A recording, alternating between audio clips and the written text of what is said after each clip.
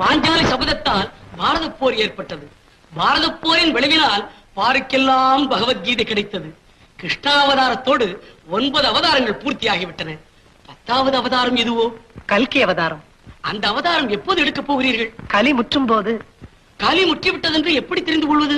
சத்தியம் பொய்யாகும், தர்மம் தலை சாயும், அறநெறிகள் அலைமோதும், அதர்மம் அரசாளும், பருவநிலை மாறும், பசுமைக்கு பஞ்சம் வரும், வறுமை சதிராடும், மண்ணுலகே நரகாகும்.